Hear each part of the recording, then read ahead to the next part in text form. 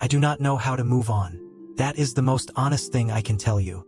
And I think a lot of people who have loved someone they probably should not have loved will understand exactly what I mean by that. This is a story about a relationship that was complicated from the very beginning, that hurt in ways that built up so slowly I barely noticed until I was already deep inside it, and about the moment everything finally broke at once. It is also a story about loneliness, the kind that does not just start with a breakup, but has been sitting there quietly for most of a person's life. I met her 2 summers ago while studying. We sat near each other, and over time we started talking. Even then I could tell she was carrying a lot. Her life had not been easy. Real problems, serious ones, the kind that do not go away just because you want them to. But underneath all of that, she seemed like a genuinely beautiful person. I fell in love with her, and for a while it seemed like she felt the same way. From the beginning, there were things that unsettled me. She had 2 exes who were still very present in her life, one of them in particular who she still seemed emotionally attached to. We talked about it. She told me there was nothing there. I believed her because I wanted to. Then one afternoon we were supposed to meet after class. She did not show up. Neither I nor a mutual friend could reach her. Eventually she told me to come near her house but to wait a little. I waited in a park for an hour and a half. Her ex had been there. She said nothing had happened. I believed her again. Weeks later that same ex tested positive for an STD. I panicked quietly, privately, for reasons related to my own situation at home that made dealing with something like that genuinely complicated. She asked me to keep it secret. I did not think that was right, and saying so damaged things between us in a way they never fully recovered from. We stopped talking for a while. Then we reconnected, partly because I was helping her with things she needed, which became a pattern I did not recognize quickly enough.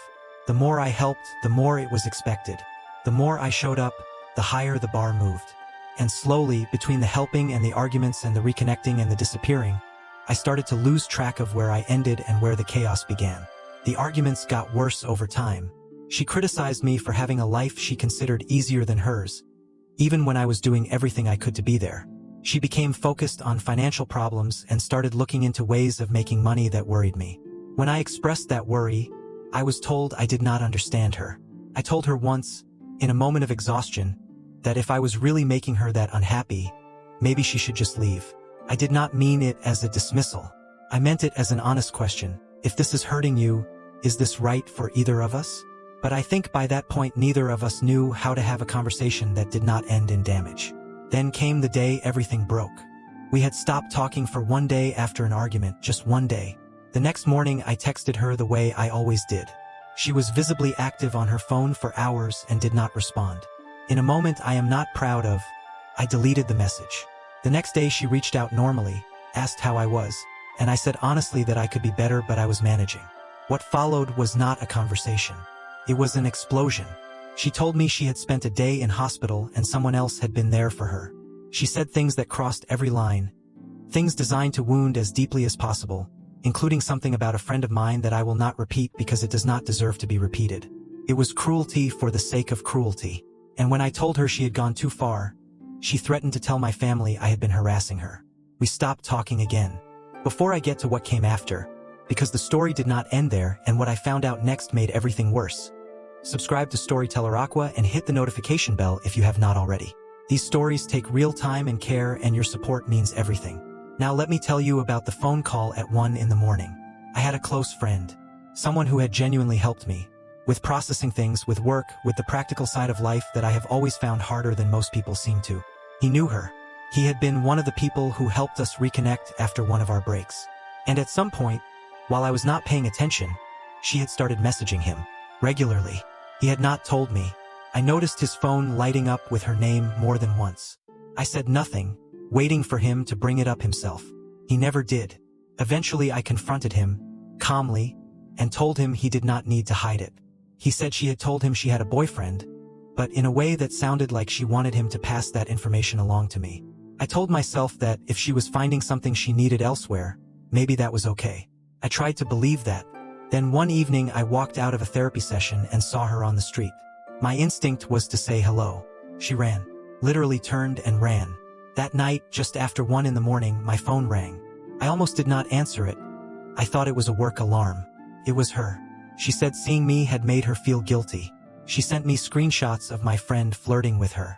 When I confronted him, he admitted everything. The reason he had stayed quiet was not guilt about me. The day before, she had asked him for help with something he was not comfortable with. They had argued, he had blocked her, and she had gotten angry. The screenshots were her way of retaliating. That was the moment I broke. I sent her a message saying I would handle it and she did not need to worry, and then I blocked her. I have since unblocked her, but she has not reached out. The friendship with my friend is damaged in a way I do not know how to repair, and he is the one acting as though I am the problem. And here is the part one keep returning to, the part one cannot seem to get past. I am not angry at her the way you might expect. I am mostly angry at myself. For not being able to give her what she needed. For not knowing how to communicate better, how to help more effectively, how to be the kind of person who could hold all of that without everything eventually falling apart. I know, somewhere in my mind, that this is not entirely fair to myself. But knowing something and feeling it are not the same thing. I have struggled with loneliness for most of my life. I am not someone who finds it easy to connect with people. The circle of people I genuinely trust has always been small, and right now it is smaller than it has ever been. That is hard to sit with. But I think the most honest thing I can say is this: what I am grieving is not just her, or even the friendship. It is the version of myself that believed things were going to be different this time. The part that fell in love and thought maybe this was the beginning of something that would last. That hope is hard to let go of, even when everything around it was painful. I do not have a resolution for this one. The person who wrote this is still inside it, still trying to figure out how to take the first step forward. What I know is that caring deeply for someone who is not capable of caring for you the same way is not a character flaw. It is just the wrong fit. And sometimes the wrong fit can consume years of your life before you recognize it for what it is. Healing from something like this is not about forgetting. It is about slowly, carefully, building something solid enough that the absence of that person stops feeling like the whole floor is missing. It takes longer than anyone tells you. It is quieter than the movies make it look. And most of the time, it starts with something very small, just deciding one day that you deserve to be treated well by the people in your life. Not perfectly, not without complexity, just well. That is enough to start with. If the story stayed with you, drop a comment. Have you ever loved someone who took more than they gave? And how did you find your way through? Leave a like if this one hit somewhere real, and subscribe to Storyteller Aqua so you never miss a story. Take care of yourselves. I really mean that one. I will see you in the next one.